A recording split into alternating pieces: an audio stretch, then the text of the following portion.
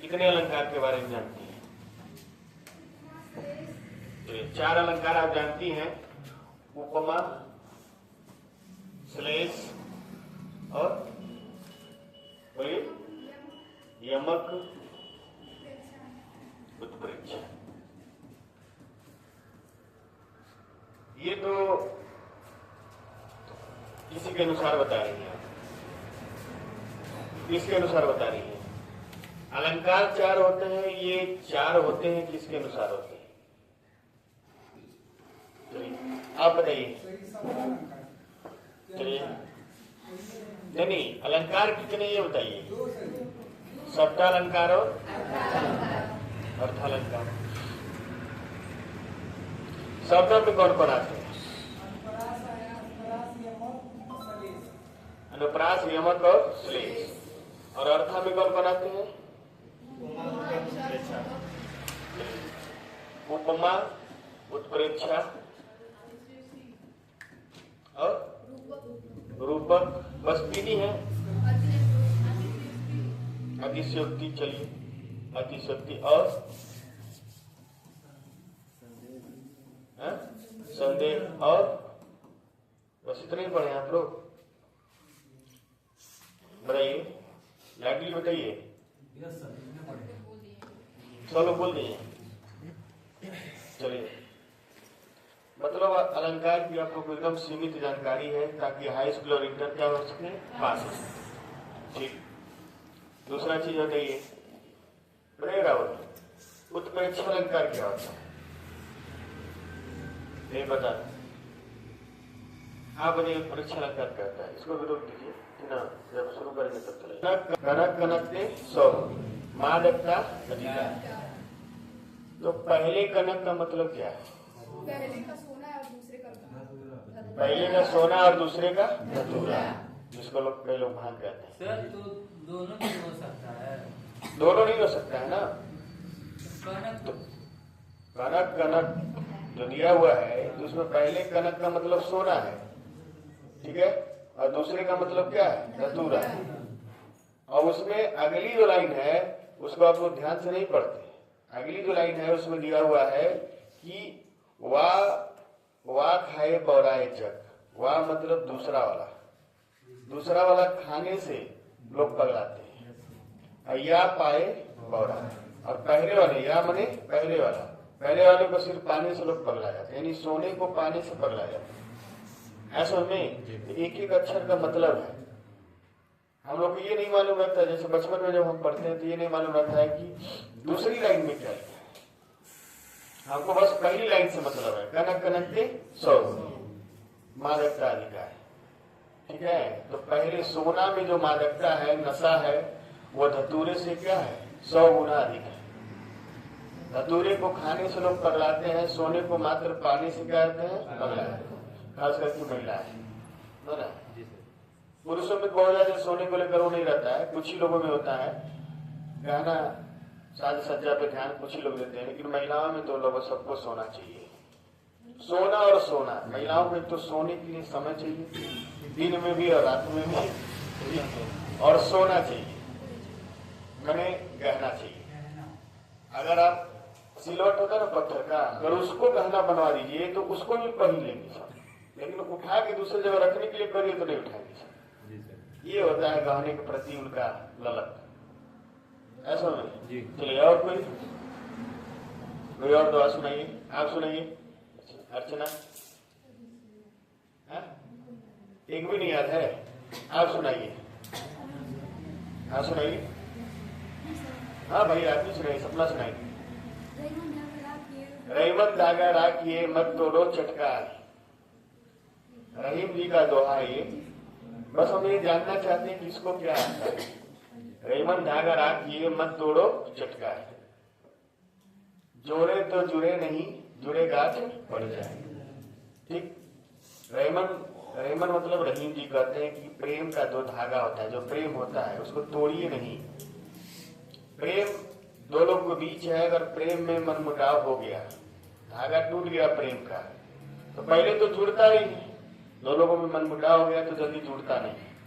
अगर जुड़ भी जाता है तो बीच में क्या होता है? जुड़े गांठ पड़ जाए, यानी अगर जुड़ भी गया तो कोई न कोई गांठ पड़ जाता है। तो ना, और बताइए, कात कहत परदेसी की बात, कोई सुना इसको? कात कहत परदेसी की बात, बताइए। श्री कृष्ण जो है मथुरा जा रहे हैं, वृंदावन छोड़ के चले गए, और गोपियां जो है, वृंदावन की गोपियां हैं, वो कहती हैं कि कात कहत परदेसी की बात, कोई तो होता जो उस परदेसी की बात बताता है। और पहले के समय में क्या था, मोबाइल वगैरह नहीं थे, तो चिट्ठी पत्री होता था या फिर कुछ संदेशा लेकर आता था लेकर के नहीं आता था। तो वो गोपियां श्री कृष्ण के संदेशे का इंतजार करती रहती है, और वो कहती हैं कि कोई तो होता जो उनकी बात को, उनके संदेशों को हमसे बताता। कात कहत परदेसी की बात, परदेसी का मतलब है कि जो दूसरे जगह जाके निवास करता है, कोई तो होता जो उस परदेसी की बात कहता है। 15 दिन के लिए कह के गए थे और महीना बीत गया, अभी तक कोई संदेश नहीं आया। तो ये सब चीजें साहित्य है, समझ रहे हैं? आगे इसको पढ़ाएंगे, ठीक है, पूरा डिटेल में बताएंगे। डिटेल में बताने का मतलब थोड़ा बढ़िया से 4-5 मिनट 10 मिनट तक उसका व्याख्या किया जाएगा भूमिका के साथ। इसी तरह से आप लोगों में कोई दोहा सुना है? हम जानना चाहते हैं कौन कितना दोहा जानता है, फिर उसी हिसाब से आपको दोहा हम सुनाएंगे ना। अल्लाह नहीं, जिसको जो भी आता है अपने मन की बात कहे। यहाँ पे देखिए, यहाँ पे मैथ्स नहीं पढ़े आप, एक मर्यादा बतियाइए नहीं चक्कर पकड़, ठीक ना। अपनी मर्यादा में रहकर आप कोई भी दोहा कह सकते हैं, अपनी बात को कह सकते हैं, अपने मन की बात को कह सकते हैं, लेकिन ये नहीं कि ऐसा बात वाक्य बोले जिससे दूसरे को आहत हो। बताइए, लगली कोई भी दोहा बोलिए जो आपको आता हो। बड़ा हुआ तो क्या हुआ, जैसे पेड़ पंछी को छाया नहीं बन लगे। ठीक, बड़ा हुआ तो क्या हुआ, जैसे पेड़ खजूर। खजूर का पेड़ आपको देखी होगी, नारियल बड़ा वाला। आप बड़े हो गए तो क्या हुआ, इसको सब लोग जानते हैं। कितने भी महान हो गए, लेकिन अगर आप कोई कर्म नहीं कर रहे हैं, जैसे खजूर के पेड़ के लिए बोला गया कि पंछी को छाया नहीं, उसको पक्षी बैठेगा तो उसको छाया नहीं मिलेगा, अब फल भी बहुत दूर लगता है।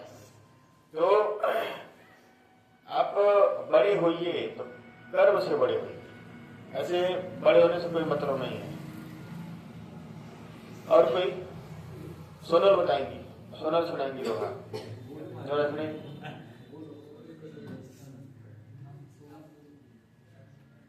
बोलिए, हम तो आपको बहुत सुनाएंगे। पूत सपूत तो का धन संचय, पूत कपूत तो का धन संचय, ठीक ना। कबीरदास का ये है, कबीरदास जी कहते हैं कि पूत कपूत तो धन संचय करने से कोई फायदा नहीं। वो उसको पुत्र जब कुपुत्र है, पुत्र जब कुपुत्र है तो वो धन को क्या करेगा, बर्बाद कर देगा। अब पुत्र अगर सुपुत्र है तो का धन संचय, पुत्र सुपुत्र है तो भी धन संचय करने का कोई मतलब नहीं है, इकट्ठा करने का कोई मतलब नहीं है, क्योंकि वो अपने कर्मों से कमा लेगा। ठीक, और कोई? हे उद्धव मोहि ब्रज विसरत नहीं। ठीक, गोपियां कह रही है, गोपियां कह रही है, आपके दोहे का आंसर हम दे रहे हैं, ठीक है। गोपियां उद्धव से कह रही है, उद्धव कौन है? नहीं भाई, उद्धव और माधव सुने आप लोग? माधव श्री कृष्ण जी को कहते हैं और उद्धव कहते हैं उनके दोस्त को। श्री कृष्ण भी गए हैं, वृंदावन से मथुरा गए हैं, तो वहां उनको गोपियां याद आ रही है, राधा याद आ रही है, उनके पिता नंदलाल याद आ रहे हैं, उनकी माता यशोदा याद आ रही है। वो मान लीजिए पूरा बचपन वहां बिताए हैं।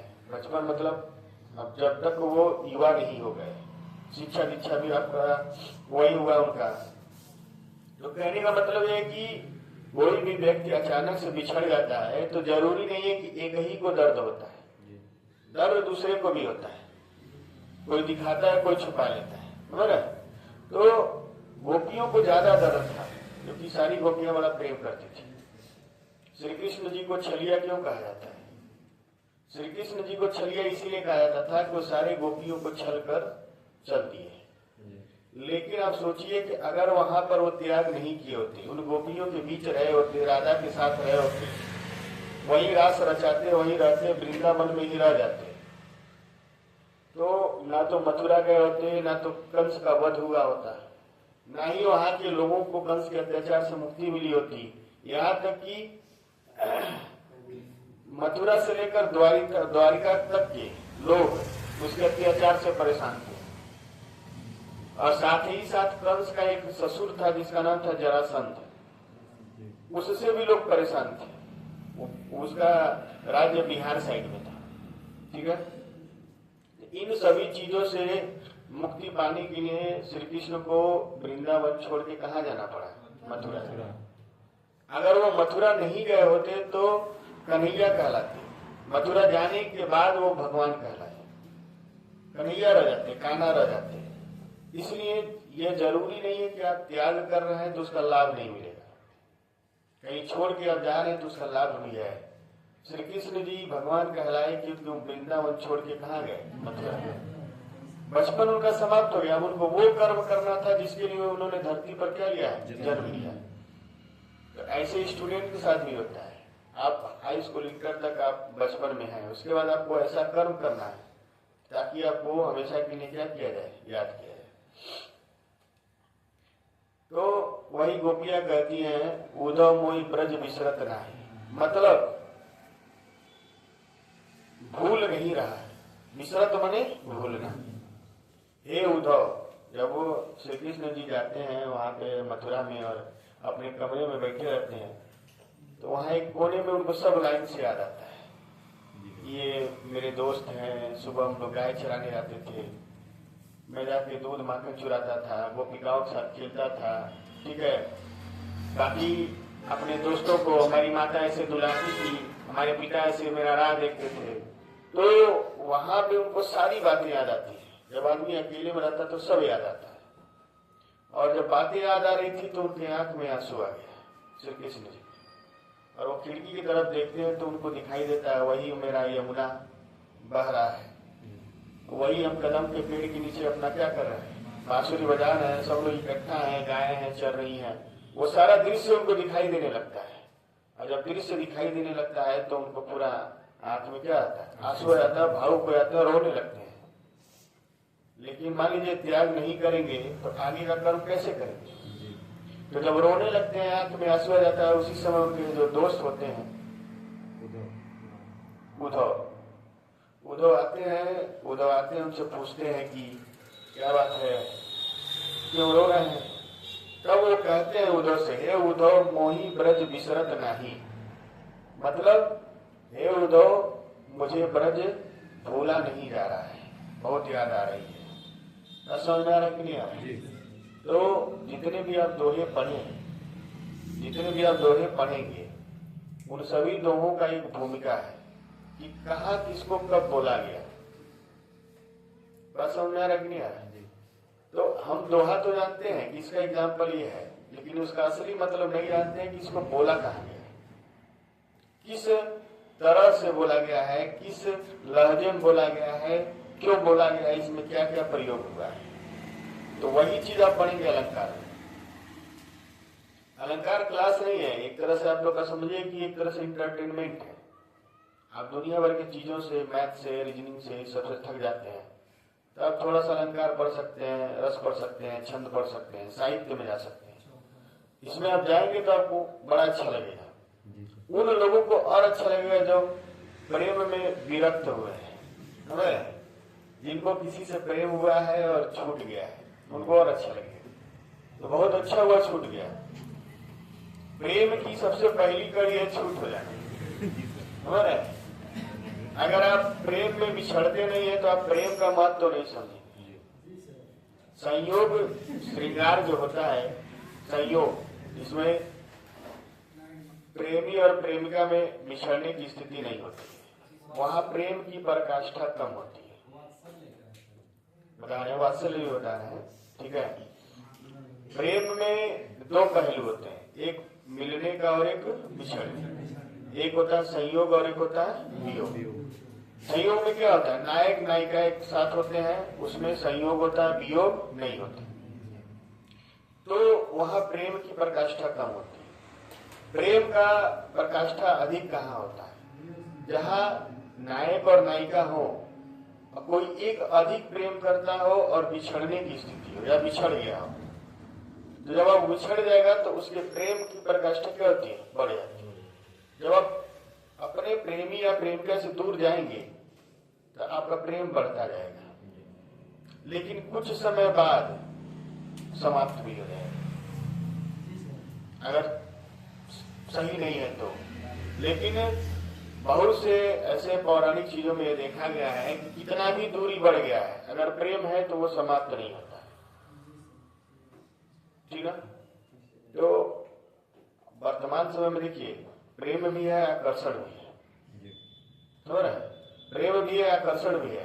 तो जहां आकर्षण है वहां प्रेम नहीं हो सकता, और जहां प्रेम है वहां कोई आकर्षण नहीं है। अगर आपको किसी से प्रेम है तो आपको उसके गाली से भी प्रेम होगा, उसके हर एक्टिविटी से प्रेम होगा।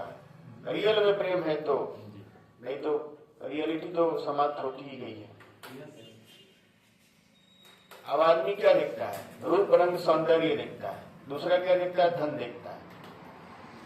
लेकिन कुछ लोग ऐसे होते हैं जो मैच्योर हो जाते हैं, अभ्यस्त हो जाते हैं, या फिर जो अनुभवी हो जाते हैं, वो क्या देखते हैं कि कौन मेरा कितना ख्याल रख रहा है, कौन कितना केयर कर रहा है। आप देखेंगे नए उम्र के लोगों में ये चीज नहीं दिखता है। नए लोगों की उम्र में क्या दिखता है, तड़क भड़क दिखता है, समझ रहे हैं, पैसा दिखता है। लेकिन वही जो सीनियर लोग होते हैं उनमें क्या दिखता है, कौन कितना ध्यान रख रहा है। ये चीज डिफरेंस आपको मिलेगा। आप भी जब 25 से 30 साल के एज में जाएंगे तो आप वहां देखेंगे कि कौन मेरा कितना ध्यान रख रहा है। फिर आप रूप सौंदर्य पे नहीं जाएंगे, आप उतना घूमने फिरने पे ध्यान नहीं देंगे, थोड़ी बहुत बातचीत से आपका सोल्यूशन हो जाएगा। उस स्टेज में व्यक्ति के प्रॉब्लम को दूसरा व्यक्ति सुनता है। अगर दो लोगों के बीच बातचीत हो रही है और एक व्यक्ति दूसरे की बात सुनकर सोल्यूशन नहीं दे रहा है, तो फिर वहां झगड़ा होना है। आप अपनी बात कहें, वो अपनी बात कहे, ना आप उनकी सुने ना उनकी सुने, तो रोज झगड़ा होगा। फिर ये बेकार की बात है, ठीक है। भाषण देने के लिए बहुत भाषण दिया जा सकता है, तो लिखिए अलंकार।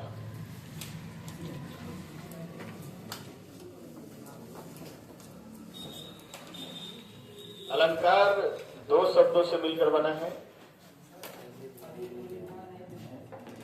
अलम धन का। बात नहीं, अलंकार दो शब्दों से मिलकर बना है। पहला अलम धन का, अलम धन का क्या हुआ, संधि विच्छेद है समास के लिए। अलम धन का,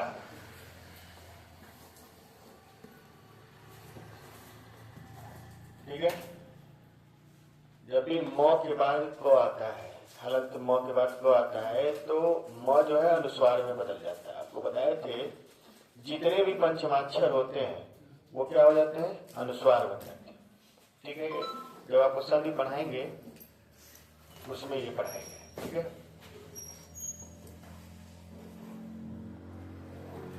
अलम धन का, अलम का मतलब क्या होता है, शोभा। अलम का मतलब आभूषण,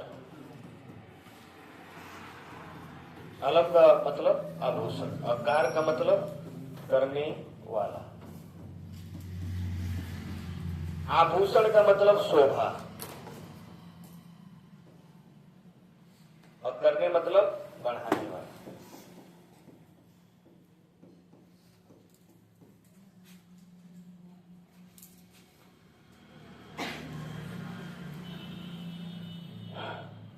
आभूषण का मतलब शोभा बढ़ाने वाला, अलंकार का मतलब शोभा बढ़ाने वाला, ठीक है।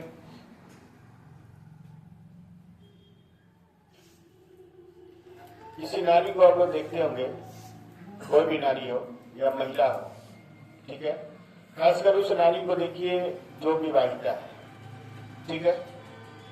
विवाहिता नारी को आप देखेंगे तो विवाह के बाद वो श्रृंगार करती है, आभूषण गहने पहनती है जितनी, तो जब श्रृंगार करती है, आभूषण या गहने पहनती है, तो उसकी सुंदरता बढ़ जाती है।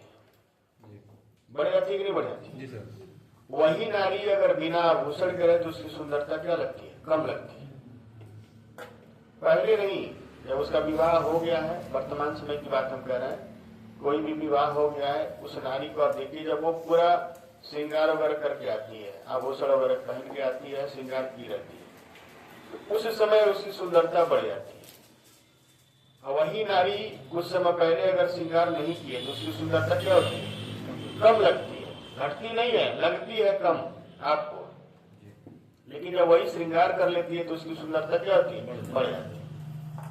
तो मान लीजिए एक दोहा है, दोहा है तो सीधे सीधे एक दोहा लिख देंगे तो उसकी सुंदरता दिखेगी नहीं, लेकिन अगर उसी दोहा को इस तरह से सेट किया जाए, उसी कविता को इस तरह से सेट किया जाए कि उसमें कोई ना कोई अलंकार आ जाए, जैसे अभी आपने बोला कि कनक कनकते शोभा, तो वहाँ शोभा क्या बढ़ाया गया? एक ही शब्द को दो बार लिखा गया, ये एक शोभा बढ़ाने का काम किया गया। ऐसे भी तो लिख सकते हैं, सोना धतूरा मादकता सौगुनी, सोना धतूरा ते मादकता सौगुनी, मतलब मजा नहीं है इसका, लेकिन वही लिखे सब कि कनक कनकते सौगुनी, तो फिर आपको मजा आएगा।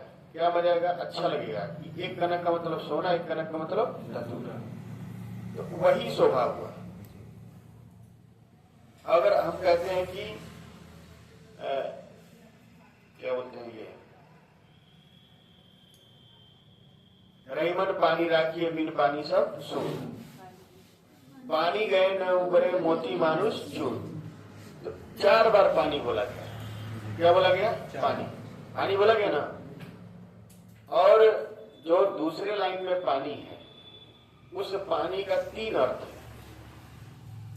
पानी गए न उबरे मोती मानुष चूर, मोती, बिना पानी के मोती का निर्माण नहीं होगा। मोती में जो चमक होती है वो बिना पानी के नहीं आएगी। मानुष, मनुष्य में जो मान मर्यादा सम्मान है, उसके लिए उस पानी का अर्थ मनुष्य के लिए क्या रखा गया है? मान मर्यादा सम्मान। जिस मनुष्य का मान मर्यादा सम्मान नहीं है उसका कोई वैल्यू नहीं है। और चूना, चूना रखा रह जाएगा अगर जब तक उसको पानी नहीं मिलेगा, उसका उपयोग आप ठीक ढंग से नहीं कर सकते। तो यहाँ भी जो पानी शब्द इकट्ठा किया गया, एक तरह से एक श्रृंगार डाला गया, गहना डाला गया, शोभा बढ़ाया गया। तो किसी भी कविता या पद्य की शोभा बढ़ाने के लिए हम किसका प्रयोग करते हैं? अलंकार।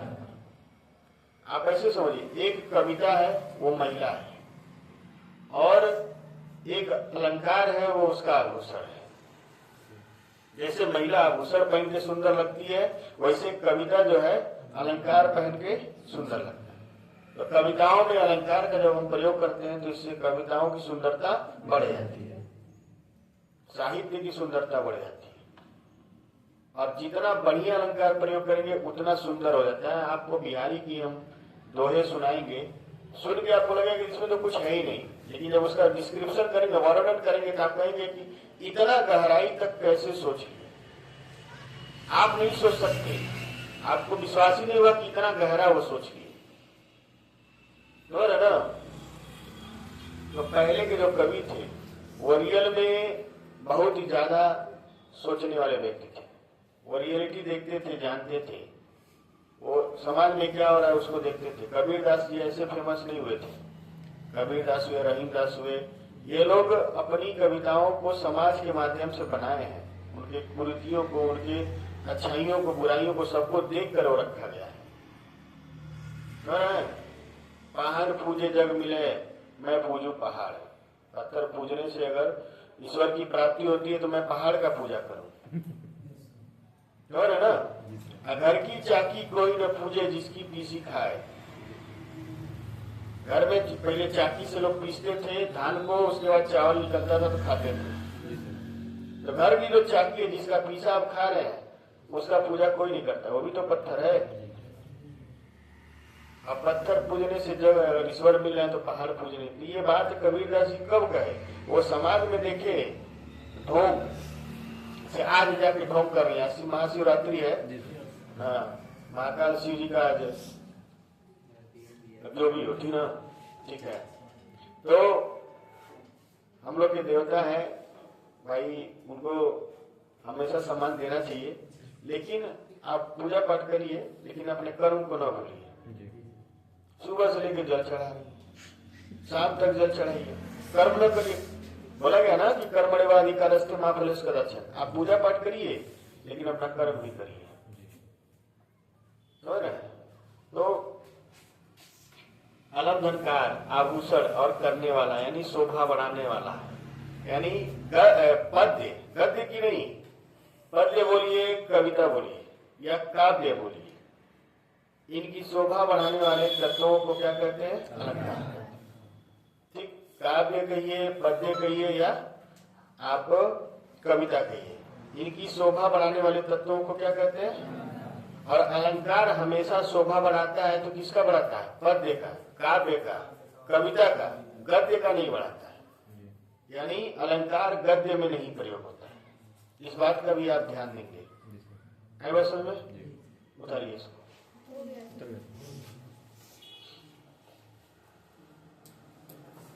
देखेंगे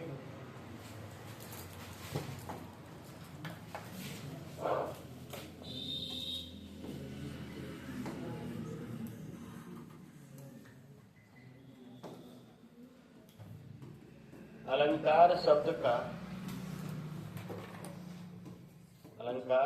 का अर्थ है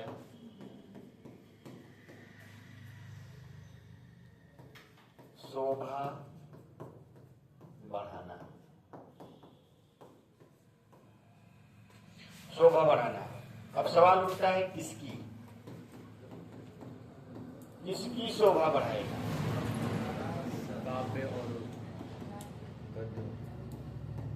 किसकी शोभा बढ़ाता है?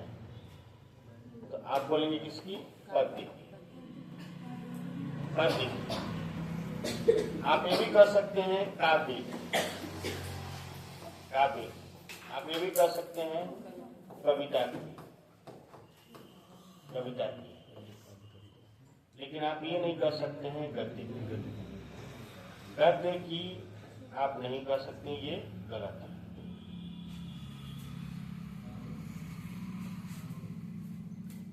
यहाँ तक आ जा रहा है यहाँ पे नहीं सर, ज्यादा आ रहा है। अब चल ठीक है सर। यहाँ तक आ रहा ना? ठीक है, ठीक है।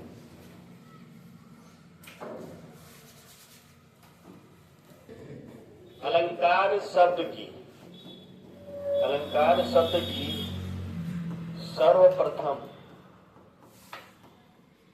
सर्वप्रथम व्याख्या किसने किया था? व्याख्या नहीं की, सर्वप्रथम प्रयोग किसने किया था? व्याख्या नहीं कही, प्रयोग किसने किया था? पीछे मिनमिनाइए नहीं, ठीक, सिर्फ मेरी बात सुनिए और उसका आंसर दीजिए। अलंकार शब्द का प्रयोग सबसे पहले किसने किया था, ये बताना है। मेरा प्रश्न है कि अलंकार शब्द का प्रयोग सर्वप्रथम किस विद्वान ने किया था और उसके पुस्तक का नाम बताइए। कोई भी चीज हो तो वो ऑफिशियली मौजूद होना चाहिए। इस प्रश्न का है जवाब किसी के पास? बचपन में आप क्या पढ़े हैं?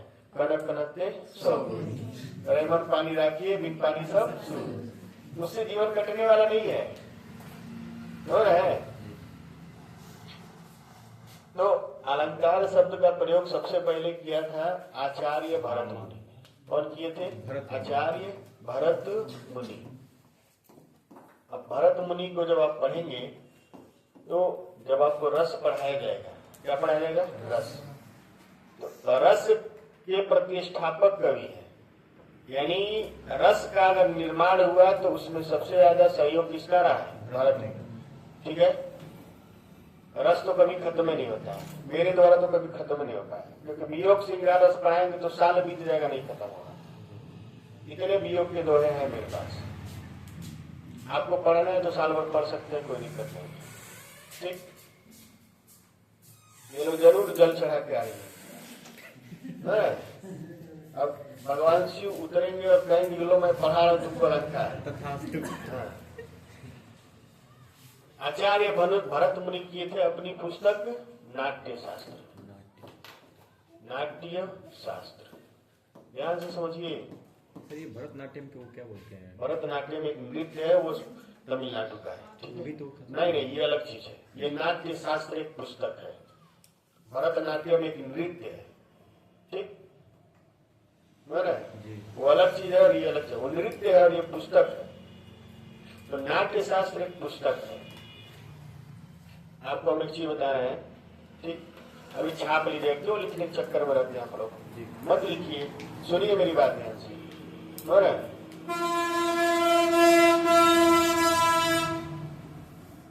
नाट्य शास्त्र को लिखने वाले हैं भरत मुनि। आखिर भरत मुनि को नाट्य शास्त्र क्यों लिखना पड़ा, कभी जानते हैं? देखिए, पहले के समय में पढ़ने लिखने का जो अधिकार था वो किनका था? पहले के समय में पढ़ने लिखने का जो अधिकार था वो ब्राह्मण को था और क्षत्रिय को था। क्षत्रिय उतनी पढ़ाई करते थे जितने उनका काम चल जाए, ब्राह्मण तो विद्वान होते थे, बाकी लोगों को पढ़ने का अधिकार नहीं था। तो भारत में 4 वेद थे, ऋग्वेद, यजुर्वेद, सामवेद और अथर्ववेद। चारों वेद में ज्ञान की बातें भरी पड़ी थी, लेकिन जब कोई पढ़ेगा तब न जानेगा। अब ब्राह्मण पढ़ते थे तो ब्राह्मण जानते थे, इसलिए वो विद्वान थे। क्षत्रिय थोड़ा बहुत पढ़े रहते थे तो वो भी विद्वान होते थे। उतने विद्वान ब्राह्मण इतना नहीं होते थे, क्योंकि उनको राजकाज भी करना रहता, युद्ध भी लड़ना होता था। बाकी जो वैश्य और शूद्र थे उनको ये सब ज्ञान नहीं था। तो उनको ये सब ज्ञान मिलेगा कैसे? पढ़ाई तो करने जाएंगे नहीं हो। तो भरत मुनि ने क्या किया, चारों वेदों को पढ़ा और चारों वेदों में जो कहानियां थी उन कहानियों का एक मंचन समझते हैं, नाटक करना है, स्टेज पे मंचन करना। मतलब ना, मंच पे बुला रहे हैं संदीप विश्वकर्मा को, आए और फीता काटे हमें धन्य बनाए, ऐसे बुलाता है ना। तो मंच पर मंचन किया जाता है, नाटक किया जाता है। रामलीला होता है ना, वो मंचन होता है, स्टेज परफॉर्मेंस जिसको आप लोग बोलते हैं। तो जब मंचन होने लगा तो धीरे धीरे मान लीजिए संस्कृत भाषा में, फिर देसी भाषा में होने लगा मंचन। तो गांव का अनपढ़ गंवार आदमी भी राम और राम के पूरे कहानी के बारे में जानता है। क्यों? क्योंकि वो कभी न कभी रामलीला का मंचन देखा है, या रामायण देखा है, टीवी पे देखा है, या फिर साक्षात स्टेज पर देखा है। अगर स्टेज पर कोई देख लिया तो उसको समझाने की कोई जरूरत नहीं। तो भरत मुनि जब नाट्य शास्त्र पुस्तक लिखे तो उस समय क्या था, जितनी चीजें थी सबका मंचन किया गया ताकि आम जनता को भी ये क्या हो सके, मिल सके। तो इस नाट्य शास्त्र पुस्तक में क्या है, जितने भी वेद हैं, जितने भी पुराने ग्रंथ है, पुराण है, उनकी कहानियां हैं, सबका क्या किया गया, मंचन के लिए मंचन किया गया। मतलब ऐसा लिखा गया है उसका मंचन किया जा सकता है। ठीक, और आप देखते हैं कि जब भी मंचन किया जाता है, नाटक किया जाता है, या मूवी चलती है, फिल्म चलता है, तो उसमें स्थिति आती है किसकी, संयोग श्रृंगार की स्थिति आती है, नायक नायिका के प्रेम की स्थिति आती है, वियोग श्रृंगार की स्थिति आती है कि नहीं आती है, हास्य रस की भी स्थिति आती है। उस समय आपके मन में क्या भाव उत्पन्न होता है, हंसने का। आपके मन में जो भाव उत्पन्न होता है वही रस का निर्माण होता है। प्रेम का भाव है तो श्रृंगार रस है, हंसने का भाव है तो हास्य है, क्रोध का भाव है क्रोध रस है। मार काट का भाव है। तो मान लीजिए कोई ऐसा विभत्स सीन है मार काट वाला जिसमें काटा गया है, ठीक है, तो विभत्स रस है। ठीक, इसी तरह से बच्चे के प्रति प्रेम है तो वात्सल्य रस है, ईश्वर के प्रति प्रेम है तो बताइए भक्ति रस है। तो मेरे कहने का मतलब है कि एक जब आप मूवी या मंचन देखते होंगे तो उसमें आपको ये सारे चीज मिलते होंगे। तो इस नाटक को जब उन्होंने बनाया, इस नाट्य शास्त्र को, पुस्तक को लिखा, तो उन्होंने सभी रसों का क्या किया, वर्णन किया। तो नाट्य शास्त्र पुस्तक जो है वो रस की पुस्तक है। किसकी पुस्तक है? रस की। रस के लिए ज्यादा फेमस है। श्रृंगार रस, हास्य रस, आपका रौद्र रस, ठीक है, वीर रस, रणवीर चौकड़ी बरबर के चेतक बन गया निराला। अब इसमें क्या है? वीरता का वर्णन है। खूब लड़ी मर्दानी वो तो झांसी वाली रानी, बुंदेले हर बोलो के मुंह हमने सुनी कहानी। तो इसमें वीरता की बात है, वीरस है। वीरता का भाव आ रहा है कि नहीं आ रहा? अब इसे मान लीजिए कि अब कौवा है और गिद्ध है, तो गिद्ध क्या कर रहा है? कोई जानवर मरा पड़ा हुआ है, गिद्ध उसकी आंख निकाल के खा रहा है।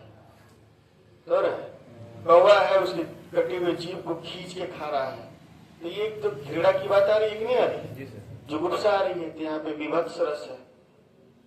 तो कहने का मतलब जिस तरह का भाव आएगा उस तरह का रस होगा। तो नाट्य शास्त्र जो हमारी पुस्तक है, भरत मुनि ने लिखा है, ये स्पेशली किसकी पुस्तक है? रस की। रस की महत्वपूर्ण पुस्तक, रस की महत्वपूर्ण पुस्तक है। और इसी किताब में, इसी पुस्तक में अलंकार शब्द का प्रयोग सर्वप्रथम हुआ था। अलंकार शब्द का प्रयोग सर्वप्रथम हुआ था।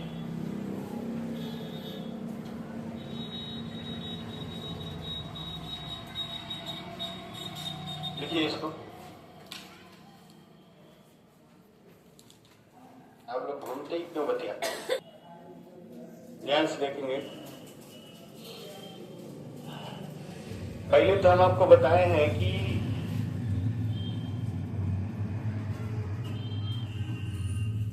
अलंकार जो होता है वो होता है अलमधन। अलंकार का मतलब अलमधन का मतलब है कि शोभा बढ़ाने वाला, शोभा बढ़ाने वाला। फिर आपको हम बताएं कि इसका प्रयोग सर्वप्रथम किसने किया? तो इसका प्रयोग कौन किए? भरत। ठीक है, आचार्य भरत। आचार्य भरत मुनि सर्वप्रथम किए। पुस्तक कौन सी थी? नाट्य शास्त्र। नाट्य शास्त्र पुस्तक थी और ये सबसे पहले इसका प्रयोग किए थे। तो मेरा प्रश्न ये है कि अपनी पुस्तक नाट्य शास्त्र में ये किन किन अलंकारों की बात कहे हैं? किस अलंकार की बात कहें?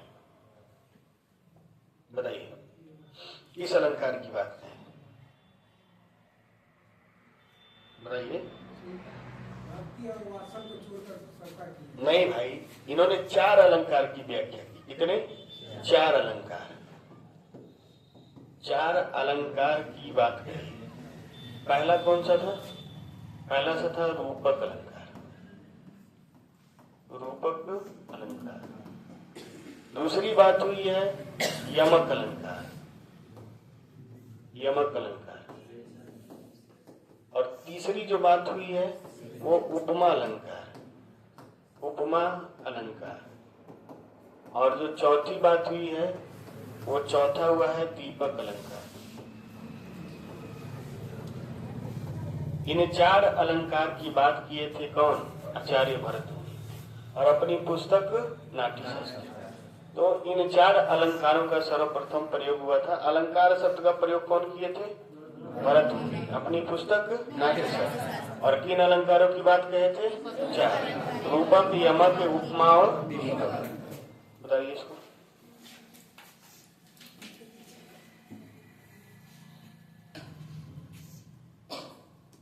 लिखेंगे अलंकार की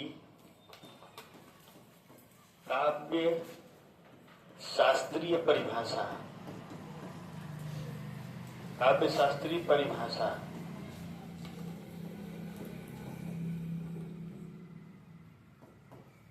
किसने दिया था?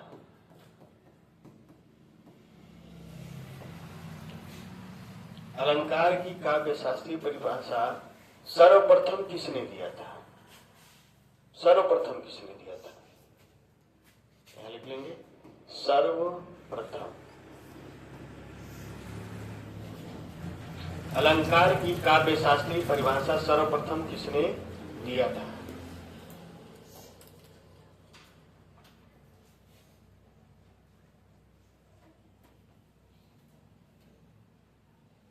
चलिए सब लोग लिखना बंद करिए, ठीक है?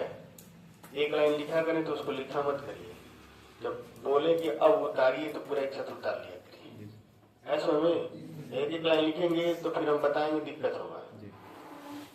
तो जब पूरा पेज भर जाएगा ना तो हम खुद आपको टाइम देंगे, उतार दीजिए। बाकी अब चुपचाप बैठिए, लिखने की कोई जरूरत नहीं है। ऐसा में आया और सीधा बैठ जाइए। अलंकार की काव्य शास्त्रीय परिभाषा सर्वप्रथम किसने दिया था? किसने दिया था? आचार्य लंकेश ने। क्या दिया था उन्होंने परिभाषा? तो परिभाषा जो थी उनकी,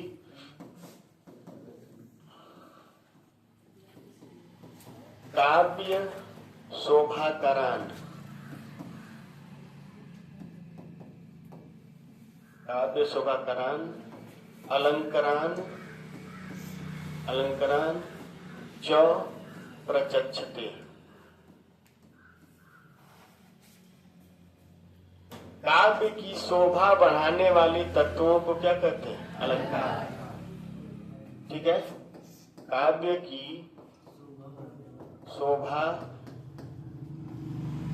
बढ़ाने वाले तत्वों को अलंकार कहते हैं। यानी जो शोभा बढ़ाते हैं उन्हीं को हम लोग क्या कहते हैं? अलंकार। अब उतारिए इसको।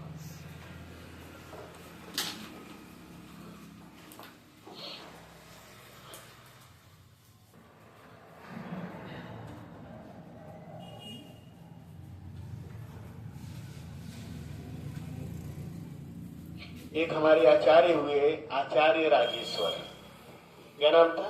आचार्य राजेश्वर।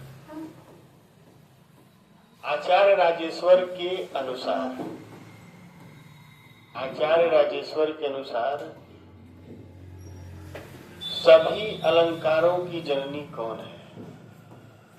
सभी अलंकारों की जननी कौन अलंकार है? इस बात को बताइए। आचार्य राजेश्वर के अनुसार सभी अलंकारों की जननी कौन अलंकार है? बताइए। कोई नहीं, यमक नहीं है। और कोई? उपमा अलंकार है। कौन अलंकार है? उपमा। उपमा अलंकार। तो जब भी आचार्य राजेश्वर की बात आए तो उन्होंने सबसे अधिक जोर किसमें दिया है? उपमा। उपमा अलंकार क्या होता है? उपमा अलंकार का मतलब होता है उपमेय की तुलना उपमा। मुख मयंक सो है सखी, मधुर वचन सो विशेष। मुख मयंक सो है सखी। नायक और नायिका आपस में बातें कर रहे हैं तो वहां पे नायक क्या कहता है? हे सखी, मतलब हे नायिका, जो भी हो, हे प्रियतम, प्रिय, जो भी समझिए आप। मुख मयंक सो है, तुम्हारा जो मुख है वो चंद्रमा के समान क्या है? सुंदर। मुख मयंक सो है सखी, मधुर वचन सो विशेष। तुम्हारा मुख तो चंद्रमा के समान सुंदर है, इसमें कोई डाउट नहीं है, लेकिन मधुर वचन सो विशेष मतलब कि चंद्रमा में एक चीज नहीं है जो तुम्हारे मुख में है। चंद्रमा के समान तुम्हारा मुख है, लेकिन चंद्रमा से भी एक गुण क्या है, ज्यादा है। वो ये है कि चंद्रमा में मधुर वचन नहीं है, चंद्रमा में मीठा बोल नहीं है, और तुम्हारे मुख में क्या है, एक मीठा बोल भी है। यहाँ क्या हुआ है, तुलना किया गया है, लेकिन यहाँ एक एक्स्ट्रा चीज तुलना कर दिया गया है। तुलना तो किया गया है, मुख मयंक सो है सखी, यहां तक अगर देखेंगे तो उपमा है, तुलना किया गया। लेकिन जैसे ही एक स्टेप आगे बढ़ा देगा तुलना में, यानी उपमान से अधिक हो जाए, यानी चंद्रमा से ज्यादा अच्छा हो जाए कौन, मुख, तो वहां हो जाता है व्यतिरेक अलंकार। कौन सा अलंकार होता है, व्यतिरेक। है बात समझ में जी। तो कहने का मेरा मतलब है कि बहुत सारी चीजों को पढ़ेंगे, और छोटी छोटी चीजों में आपका क्या होगा, बदल जाएगा मतलब। तुम्हारे सत्यम नींद आ रहा है, रात भर फोन बात किए हैं, एकदम बतियाइए। आगे देखिए,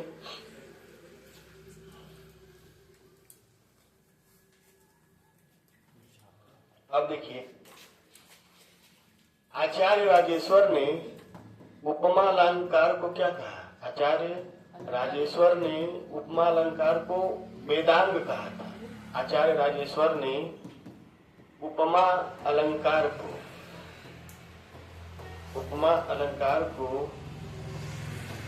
क्या कहा था, वेदांग, वेदांग कहा था। वेदांग का मतलब वेदों का अंग। चलिए, वेदांग का मतलब समझिए आप। वेदांग मतलब वेद या वेदों का अंग। और वेदांग कितने हैं, वेदांग कितने हैं, वेद 4 हैं, वेदांग कितने हैं, 6। वेदांग कितने हैं, 6। जैसे मनुष्य होता है, मनुष्य का अंग कौन है, आंख है, हाथ है, पैर है कि नहीं है, मुख है, नाक है, कान है, ये मनुष्य का अंग है कि नहीं है। उसी तरह से एक वेद को मान लीजिए पुरुष है, एक वेद को मान लीजिए क्या है, वो पुरुष है। तो जिस तरह से मनुष्य का आंख होता है, उसी तरह से वेद का ज्योतिष होता है। वेद के 6 अंग है, वेद के 6 अंग, वेदांग कितने हैं, 6। पहला कौन है, मुख। दूसरा जो है कल्प है। तीसरा क्या है, एक मिनट, चलिए ऐसे समझिए, मुख है, एक है कान है, ठीक है। ये मनुष्य का लीजिए, ये क्या ले रहे हैं, मनुष्य। और एक आपका क्या है, हाथ, एक आपका मनुष्य का, ठीक है। एक पैर है, 5वां जो है एक आंख है, और एक नाक है, 6ठा क्या है, नाक है।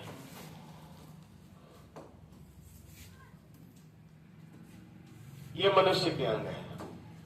और इसी मनुष्य को हम लोग क्या मान लेते हैं, वेद। क्या मान लेते हैं, वेद मान लेते हैं। यहाँ पे वेद मान लिए, वेद मान लिए हैं। तो वेद क्या होता है, वेद के भी 6 अंग है। अब इसका एक सूत्र है, ठीक है। कहिएगा तो सूत्र बता देंगे, नहीं तो ऐसे समझिए पहले। अभी सूत्र भी हम बता दे रहे हैं, पहले इसको समझ लीजिए, ठीक है।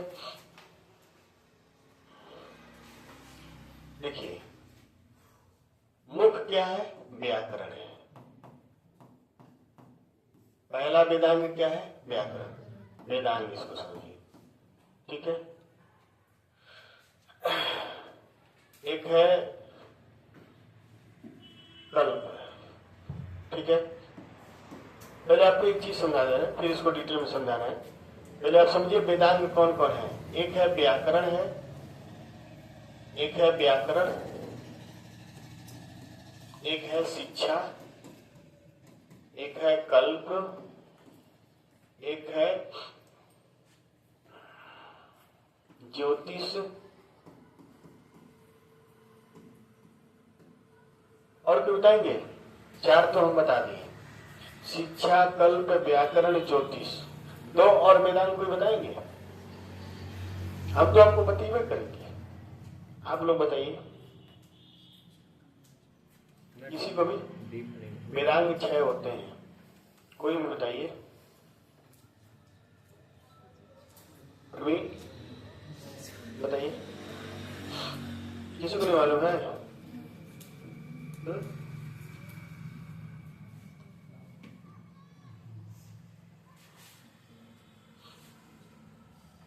एक होता है निरुक्त, 5 हो गया। फिर बताइए, शिक्षा, कल्प, निरुक्त, व्याकरण, ज्योतिष। दो मदीबे किए हैं। छंद भी होता है ना। हाँ, छंद होता है। अब से होता है छंद। ठीक है, पहले इतना उतारिए, फिर इसका हम सूत्र लिखेंगे। पहले इतना उतारिए और इसको छोड़िए, अब सूत्र से आपको समझाएंगे, तब जल्दी समझ में आएगा। एक बतियाइए नहीं, ठीक ना? जब कोई चीज पूछ लिए तो उसको बढ़िया से जानिए। एक सूत्र है, शिक्षा घ्राणन्तु वेदस्य। घ्राण मने होता है सांस लेना, नाक। यानी जिस प्रकार मनुष्य का नाक होता है, उसी तरह से वेद का क्या होता है? शिक्षा होता है। यानी नाक का मतलब शिक्षा। ऐसा उनमें जी आपको ये लिखा है ना, ये वेदांग है। जी। शिक्षा घ्राणन्तु वेदस्य मुखम मुखम व्याकरणम स्मृतम। ठीक है, स्मृतम, इसको हटाइए, इसको। ठीक, शिक्षा घ्राणन्तु वेदस्य मुखम व्याकरणम स्मृतम। यानी मुख को क्या कहा गया है? व्याकरण। मुख को क्या कहा गया है? व्याकरण। ठीक, छंदः छंदः पादौ तु वेदस्य। ठीक है, और हस्तौ कल्पो अथ पठ्यते। मतलब ये हुआ हस्त। देखिए, पादौ मतलब पैर, और बालकः बालकौ बालका। जब अव आता है तो 2 होते हैं। पैर कितने होते हैं? 2। यानी हम दोनों पैरों को क्या कहें? छंद कहें। हस्तौ कल्पवत पठ्यते। दोनों हाथों को हम क्या कहें? कल्प। यानी हाथ को क्या कहें? कल्प। यानी मनुष्य का हाथ और वेद का कल्प दोनों एक ही चीज है। तीसरा क्या है? ज्योतिष नयनम चक्षुष। ज्योतिष नयनम, ज्योतिष नयनम चक्षु।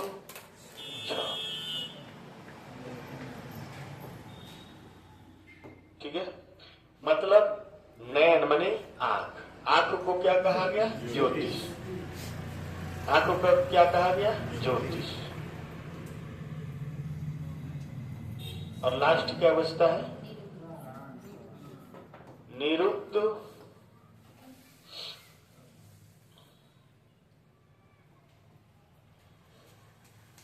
निरुक्तम श्रोतम मुच्यते। मतलब श्रोत मने कान, कान मने सुनना, तो निरुक्त को क्या कहा गया? कान। तो इस तरह से हमारे वेदांग हैं, 6 वेदांग हैं। वेदों के 6 अंग हैं, जिसको ऐसे मनुष्य का मुख है तो वेद का क्या है? व्याकरण। मनुष्य का कान है तो वेद का क्या है? निरुक्त। मनुष्य का हाथ है तो वेद का कल्प है। मनुष्य का पैर है तो वेद का छंद है। मनुष्य का आंख है तो वेद का ज्योतिष। ऐसा उनमें वेदांत अवतार लीजिए।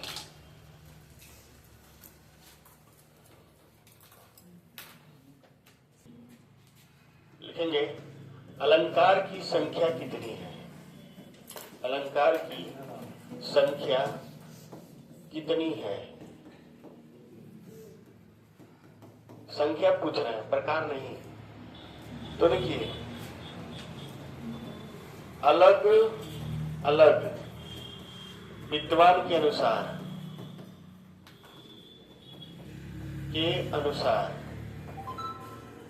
अलंकार की संख्या अलग अलग विद्वान के अनुसार अलंकार की संख्या क्या है? तो पहले आपको बता दें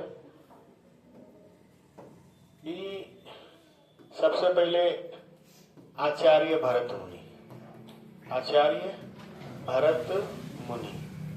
तो आचार्य भरत मुनि के अनुसार अलंकार की संख्या कितनी है? 4। दूसरा, एक हम लोग का अग्नि पुराण है। कौन सा पुराण है? अग्नि पुराण। अग्नि पुराण में कितने हैं? 16। तीसरा है आचार्य भामा। देखिए, आचार्य भामा को अलंकार का प्रतिष्ठापक कवि माना जाता है। क्या माना जाता है? प्रतिष्ठापक। जिस प्रकार भरत मुनि को रस का प्रतिष्ठापक माना जाता है, उसी तरह से आचार्य भामा को अलंकार का प्रतिष्ठापक माना जाता है। ठीक है, इन्होंने कितने अलंकार का व्याख्या किया था? 35। चौथे नंबर पे हमारे आते हैं आचार्य दंडी। इन्होंने 36 अलंकार की व्याख्या की थी। 5वें नंबर पे आते हैं आचार्य मम्मट, और इन्होंने 67 अलंकार की व्याख्या की थी। इसी तरह से आते हैं आपके 6ठे नंबर पर जयदेव, और जयदेव जो है वो 100 अलंकार की व्याख्या की है। और 7वें नंबर पे है कविराज भूषण, और कविराज भूषण 105 अलंकार की व्याख्या किए हैं। और 8वें नंबर पे है अप्पय दीक्षित जो है वो 123 अलंकार की व्याख्या किए हैं। और 9वें नंबर पे पंडित जगन्नाथ, और पंडित जगन्नाथ जो है 161 अलंकार की व्याख्या की है। ऐसे और भी लोग हैं। तो आप समझ सकते हैं कि अलग अलग विद्वान ने अलंकार की संख्या कितनी कितनी बताई है। फिलहाल इतना लिख लीजिए, बाकी बाद में सोचा जाएगा।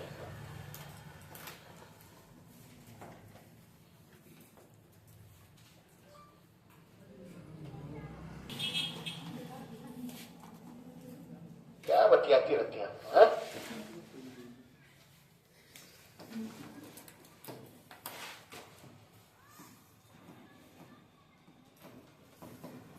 अलंकार के भेद लिखिए।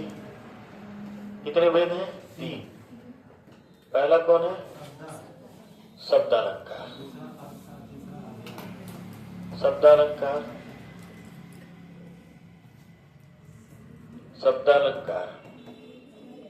दूसरा अर्धालंकार, और तीसरा उभयालंकार। शब्दालंकार, अर्थालंकार, उभयालंकार।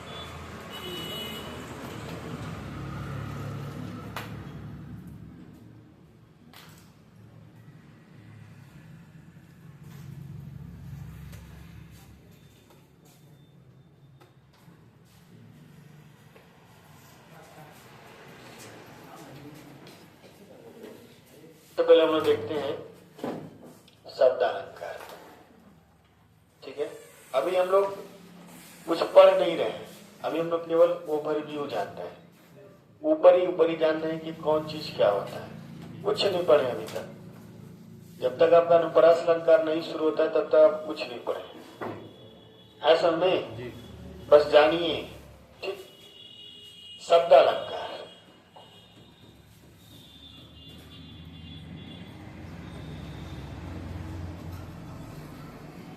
शब्दालंकार होता क्या है? तो काव्य की शोभा काव्य की शोभा बढ़ाई जाती है, बढ़ाई जाती है किसके माध्यम से? शब्दों के माध्यम से। देखिए इसमें 3 चीजें हैं। पहला जो है अक्षर के माध्यम से, अक्षर के माध्यम से। अक्षर के माध्यम से क्या है? जैसे मान लीजिए अब दिया है 4 चंद्र की चंचल किरणें खेल रही हैं जंगल में। तो इसमें आप देखेंगे अक्षर के माध्यम से बनाया है, ये अनुप्रास अलंकार है। कौन सा अलंकार है? अनुप्रास। इसी तरह से हम लोग लिखते हैं कि रघुपति राघव राजा राम। इसमें भी देखेंगे र अक्षर की बार बार आवृत्ति, ये भी क्या है? अनुप्रास। ठीक, इतनी चीजें आप समझ रहे होंगे, ध्यान से देखिएगा। जब आप अलंकार के भेद पढ़े हैं तो शब्दालंकार में पढ़े हैं कि काव्य की शोभा बढ़ाई जाती है, किस किस माध्यम से बढ़ाई जाती है। तो पहला है अक्षर के माध्यम से बढ़ाई जाती है। तो इसमें देखेंगे 4 चंद्र की चंचल, इसमें 4 अक्षर की आवृत्ति क्या हुई है? बार बार। दूसरा जो माध्यम है, ठीक है, दूसरा जो माध्यम है वो है शब्द के माध्यम से, शब्द के माध्यम से। शब्द के माध्यम से शोभा कैसे बढ़ाई जाती है? तो इसमें आपको बताए थे कि कनक ते सौ मादकता अधिका है। बाकी आप समझते हैं मादकता अधिका है। ठीक, तो यहां देखेंगे शब्द के माध्यम से शोभा बढ़ाई गई है। यह जरूरी नहीं है कि शब्दालंकार में शब्द के माध्यम से शोभा बढ़ाई जाए। शब्दालंकार में शब्द के माध्यम से शोभा बढ़ाई जाती है, अक्षर के माध्यम से भी शोभा बढ़ाई जाती है, और वाक्य के माध्यम से भी शोभा बढ़ाई जाती है। शब्दालंकार में शोभा कैसे बढ़ाई जाती है? शब्द के माध्यम से, अक्षर के माध्यम से और वाक्य के माध्यम से। तो दिखा रहे हैं आपको। इसी तरह से मान लीजिए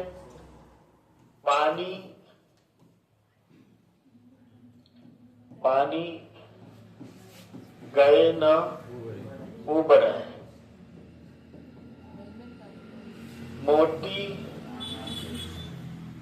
मोती मानुष छू। ठीक, इस पानी में क्या है? इस पानी में 3 अर्थ छिपा हुआ है। मोती के लिए चमक, मनुष्य के लिए इज्जत और चूने के लिए पानी। एक ही शब्द का क्या है? 3 अर्थ। आप देखे होंगे कि अक्षर के माध्यम से अनुप्रास अलंकार में, शब्द के माध्यम से ये आपका हो गया यमक अलंकार। कौन सा है ये?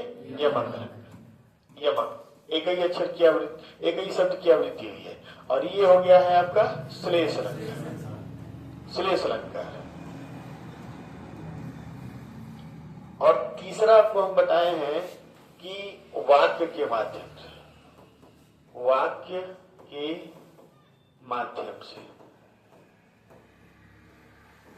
से। तो वाक्य के माध्यम से शोभा कैसे बढ़ाई जाती है? कोई बताएंगे? वाक्य के माध्यम से शोभा कैसे बढ़ाई जाती है? कोई बताइए। देखिए एक हम वाक्य लिखते हैं, आने को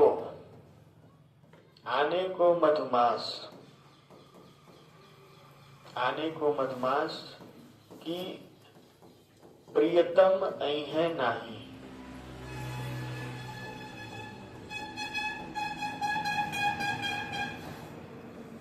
आने को मधुमास की प्रियतम है नहीं। और दूसरी लाइन है, आने को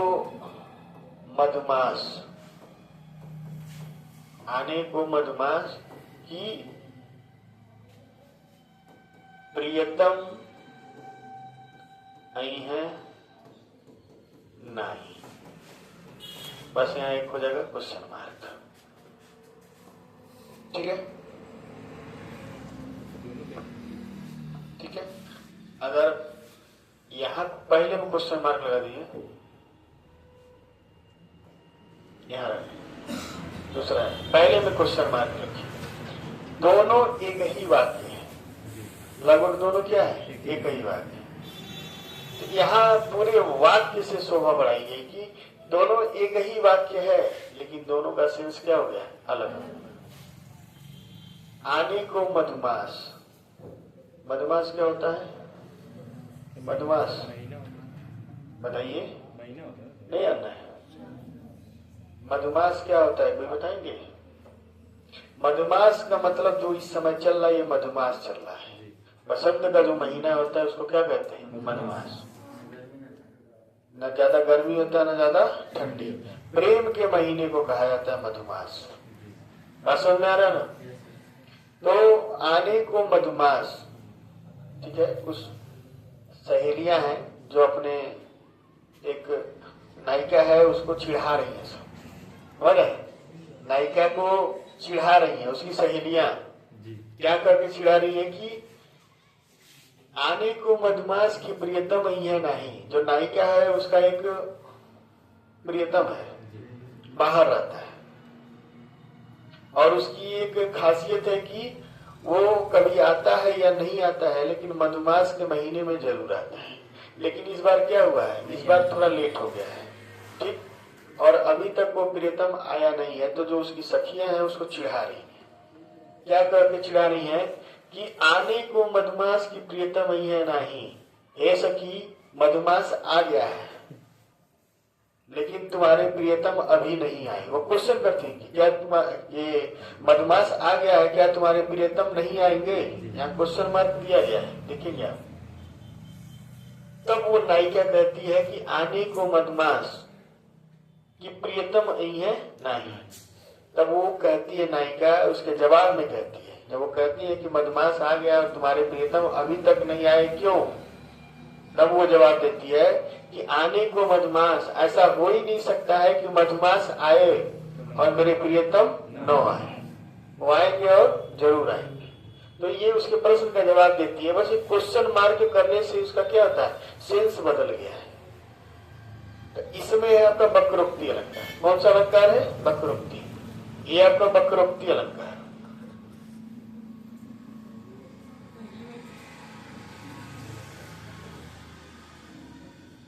ठीक, तो आप यहाँ देख रहे होंगे, एक और देखेंगे, पूत कपूत, तो का धन संचय,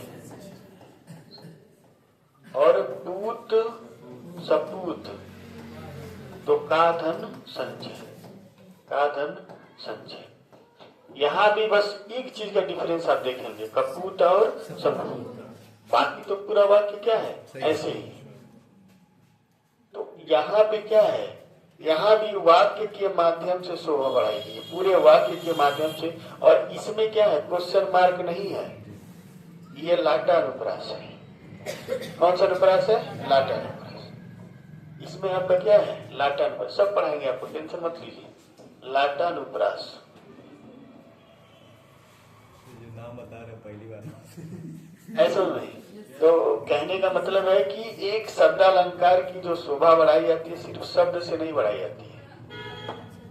शब्दालंकार की जो शोभा बढ़ाई जाती है वो अक्षर से भी बढ़ाई जाती है, शब्दों से भी बढ़ाई जाती है, और वाक्य से भी बढ़ाई जाती है।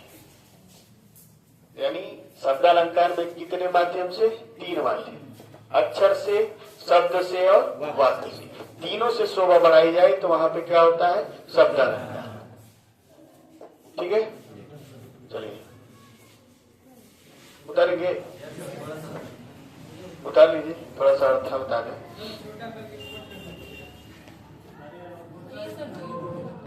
अर्थालंकार,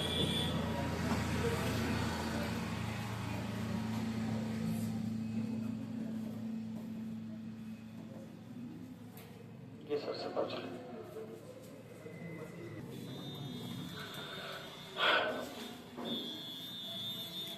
थोड़ा सा इसको समझने से पहले इसको लिखेंगे।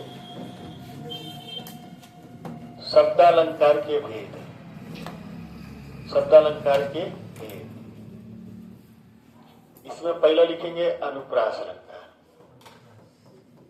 अनुप्रास अलंकार और अनुप्रास अलंकार 5 प्रकार का होता है। पहला देखिए छेकानुप्रास, दूसरा है वृत्त्यानुप्रास,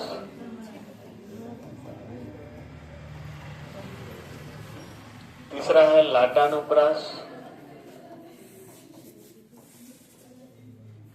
चौथा है आपका क्या है श्रुत्यानुप्रास, श्रुत्यानुप्रास, और 5वां है अंत्यानुप्रास।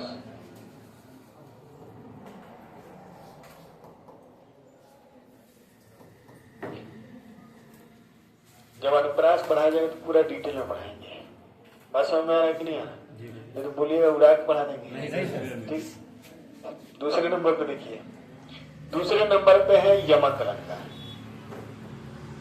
यमक अलंकार, यमक अलंकार भी 2 प्रकार का होता है। ठीक है, एक होता है सभंग और एक होता है अभंग। ठीक। तीसरा है आपका श्लेष अलंकार। ये भी 2-3 प्रकार का होता है, 2 प्रकार का होता है। ठीक है, श्लेष अलंकार। चलिए,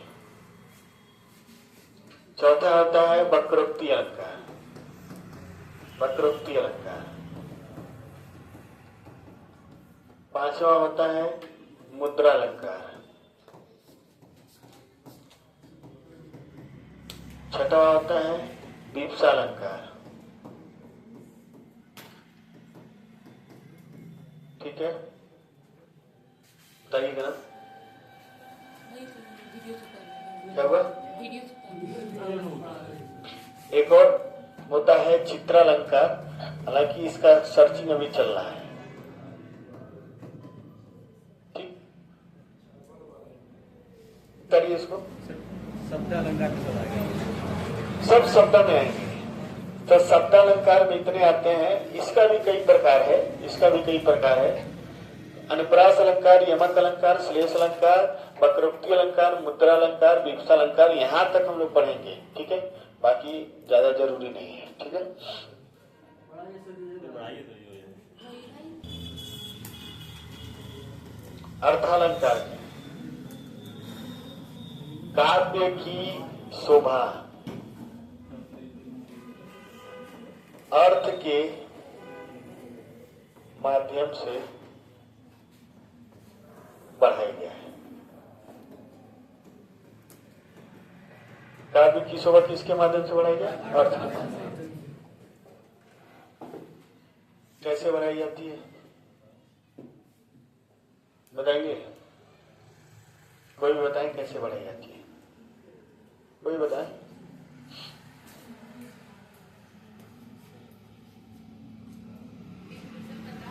चलिए एक हम उदाहरण लिखते हैं।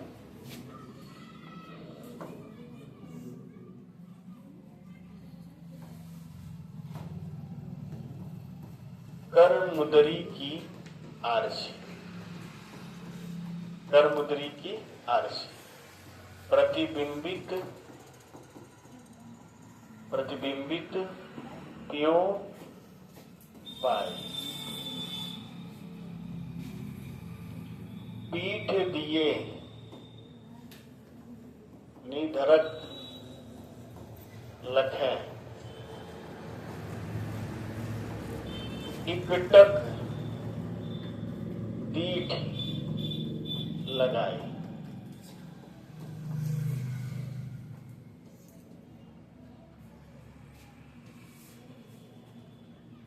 ये एक काव्य लिखा गया है और इसका मतलब समझाइए, किसी को समझ में आ रहा हो तो। एक नई नवेली दुल्हन है, ठीक है, अभी उसका नया नया विवाह हुआ है और लगन का टाइम जान ही रहे चल रहा है। नई नई जब शादी होती है तो जो महिलाएं होती हैं वो सजती हैं, संवरती हैं। क्यों सजती हैं? वो सजती संवरती इसलिए कि उनका जो प्रियतम है, जो पति है, जो भी है, प्रेमिका प्रेमी जो भी है, वो उनको देखे। सुने ना, क्या बोलते हैं, ये करा करे सिंगार पिया मोराना है, हमारे सुने ये सुने कि हम किस लिए अपना श्रृंगार करें जबकि मेरा पिया जो क्या है, अंधा है। तो श्रृंगार अगर कोई करता है तो किसी को दिखाने के लिए ही करता है, न कि हमारी कोई देखने वाला नहीं तो श्रृंगार नहीं करेगा। तो यहाँ कहने का मतलब यह है कि एक नई नवेली दुल्हन है और उसका भी विवाह हुआ है, और विवाह होने के बाद वो अपने कमरे में सज रही है, धज रही है, इसलिए सज रही है कि उसके प्रियतम जो बाहर गए हैं वो आएंगे तो उसको क्या करेंगे, देखेंगे। अब इतना सज चुकी है, इतना बढ़िया से सज चुकी है कि अब उसको ऐसा लग रहा है कि अब उसके प्रियतम आएंगे और उसको सीधे सीधे देखेंगे तो शर्म आएगी, समझ रहे? तो वो करती क्या है कि कर मुदरी की आरसी, कर मने क्या होता है, हाथ, और मुदरी मने होता है अंगूठी, और आरसी मने होता है दर्पण, जिसमें हम लोग अपना क्या देखते हैं, मुंह देखते हैं, जिसके सामने महिलाएं घंटों खड़ी रह सकती हैं बिना कुछ कहे, है ना? तो वो नायिका क्या करती है कि उसको बड़ा इतना सज चुकी होती है कि वो सोचती है कि अगर मेरे पति डायरेक्ट मेरे सामने आ जाएंगे तो मुझे लज्जा लगेगी, शर्म लगेगा, लाज लगेगा। तो वो घूम जाती है, पीछे की ओर घूम जाती है कि डायरेक्ट मैंने दीदार न हो, डायरेक्ट न देखी, डायरेक्ट देखने को मुझे शर्म आएगी। ठीक, तो वो क्या करती है, अपने हाथ के अंगूठी को अपना क्या बना लेती है, दर्पण। कर मुदरी की आरसी, प्रतिबिंबित पियो पाए, प्रतिबिंबित मने जो परछाई, परछाई वो देखेगी, परछाई नहीं कर सकते, एक तरह से उसका प्रतिबिंब जो शीशे में दिखाई देता है। ठीक है। दूसरी चीज ये है कि माता सीता भी जब जा रही थी वरमाला पहनाने के लिए, ठीक है, इनको प्रभु श्री राम धनुष टूट चुका था तो ऐसे झुक के जा रही थी, नीचे देखते झुक जा रही थी, झुक रही थी, तो वो भी अपने अंगूठी के दर्पण में अपने प्रभु श्री राम का दर्शन क्या कर रही थी, ऐसा नहीं कि वो नहीं देख रही थी। तो दर्पण का सहारा लेके कई लोग उसको देख सकते हैं, दर्शन कर सकते हैं कि ये भी क्या करती है, अपने अंगूठी के जो उस मुंडा का लगा है उसको क्या बनाती है, दर्पण बनाती है। प्रतिबिंबित पियो मने प्रियतम यानी पति, और पाई मतलब पाती है। उसके जब पति बाहर से आते हैं तो उनके प्रतिबिंब को किसमें पाती है, दर्पण में। पीछे घूम गई है, डायरेक्ट न देखे, डायरेक्ट इसलिए न देखे कि उसको क्या आएगी, लज जाएगी। इसलिए अपने अंगूठी के आरसी यानी दर्पण में अपने पति के प्रतिबिंब को क्या करती है, देख पाती है। पीठ दिए निदरक लखे, पीठ दिए निदरक लखे, इकटक दीठ लगाए, मतलब अब दरवाजे की तरफ, अपने प्रियतम के तरफ अपने पीठ को क्या किया, कर दिए।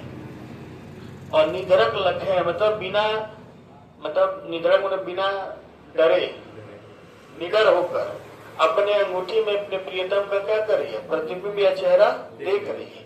इकटक दीठ लगाए, उसका पति जब आया है तो उसको लगता है कि वो उसको नहीं देख रही है, लेकिन इसके विपरीत क्या है, वो अपनी अंगूठी में अपने पति का चेहरा इकटक, एकदम इकटक, समझ, टकटकी बांध के, दीठ मन होता है दृष्टि, लगाई बैठी है, मतलब उसको लगातार देखे जा रही है। तो यहाँ पर साधन के न होते हुए भी कार्य क्या हो रहा है, संपन्न हो रहा है। बड़ी चुटिया है सभी सब, साधन के न होते हुए भी कार्य क्या हो रहा है, संपन्न हो रहा है। न देखते हुए भी अपने अंगूठी में उसको क्या कर ली, देख रही। तो जब साधन के न होते हुए भी कार्य संपन्न होता है तो वहां पे कौन सा अलंकार होता है, विभावना अलंकार होता है। विभावना अर्था में ही आता है, जब साधन के न होते हुए भी कार्य संपन्न हो जाता है, वहां पे कौन सी अलंकार होती है? विभावना लगता है। तो जब हम शुरू में लिखे थे तो इसका अर्थ आप नहीं समझ पा रहे थे, लेकिन अब जान गए हैं तो इसका अर्थ आपको समझ में आ गया। फोटो खींच लीजिए इसका भी, है ना? चलिए लिखेंगे उभय अलंकार, आएगा, घबराइए नहीं। आ गया।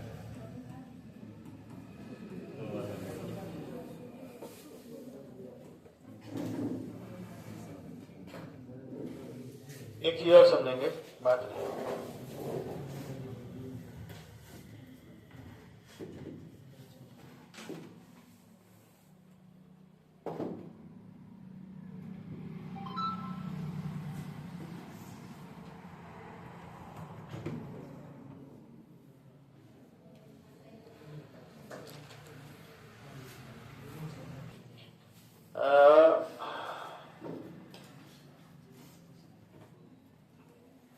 कवि बिहारी कहते हैं, कवि बिहारी, काजल ना दे रे सुहागिन,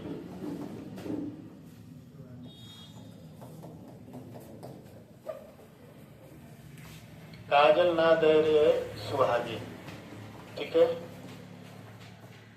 आंगुल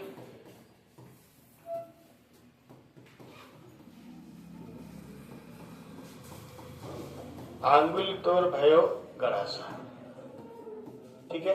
हो सकता है वाक्य में कुछ गड़बड़ी हो कि ये आंख है, काजल देने वाला है, काजल दे रही है ना, ठीक? तो सुहागिन के लिए कहे हैं कि जो नई नई सुहागिन स्त्री है वो अपने आप को क्या दे रही है? काजल है। तो बिहारी कहते हैं कि ए सुहागिन स्त्री, तुम अपनी आंखों पर काजल मत दो। ये जब तुम काजल देती हो तो वो किसके समान लगता है? गरासे के समान लगता है। कि ऐसा न हो कि तुम काजल दे रही हो और गरासे के समान है और काजल देते देते कहीं तुम्हारी अंगुली न कट जाए। तो वो मना कर रहे हैं, क्योंकि जो तुम काजल दे रही हो तो वह गरासे के समान लग रही है, और तुम अंगुली से काजल दे रही हो तो ऐसा ना हो उस गरासे से तुम्हारी अंगुली कट जाए। तो इसमें भी क्या है आपका अर्थ है, ठीक है? चलिए बाकी बात में पढ़ा जाएगा।